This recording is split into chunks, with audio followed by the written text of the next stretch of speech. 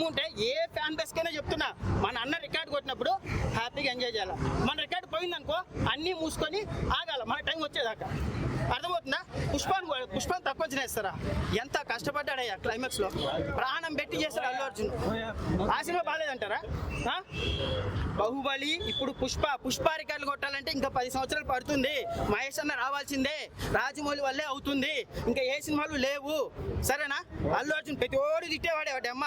ఆయన దమ్ముంది, కుదర దమ్ముంది, డాన్స్ చేసే దమ్ముంది, ఫైట్ చేసే దమ్ముంది. ఇంకా ఎవరికి లేదు కాబట్టి మాట్లాడతారు, సరేనా?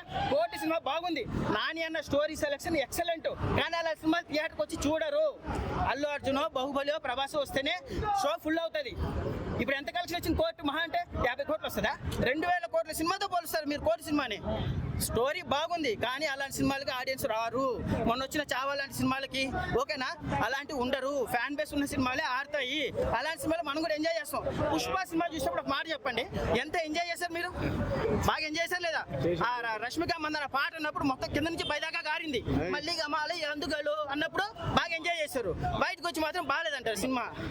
సినిమా సూపర్ ఉంది. పుష్ప సినిమా గురించి మాట్లాడుతున్నారు. పుష్ప సినిమాలో అంత స్పష్టంగా వాయిస్ రాలేగా బ్రో? ఎందుకు లేదు బ్రో? మీరు ఒకటి చెప్తున్నా, నువ్వు ఏ కెమెరామెన్ తెలియదు. నువ్వు కెమెరామెన్ కూడా ఈ మధ్యన పవన్ కళ్యాణ్ ఫ్యాన్ అనుకో, పవన్ కళ్యాణ్ కోసం అడుగుతాడు. నువ్వు ప్రభాస్ ఫ్యాన్ అనుకో, ప్రభాస్ గురించి అడుగుతావు. ఎట్లయినా అల్లు అర్జున్ దెంగించాలనే చూస్తావు. అర్థమవుతుందా? కానీ వాడు మొగోడు, అల్లు అర్జున్ మొగోడు. అల్లు అర్జున్ ఇప్పుడు మొగోడే, మనం ఒప్పుకున్నా ఒప్పుకోకపోయినా.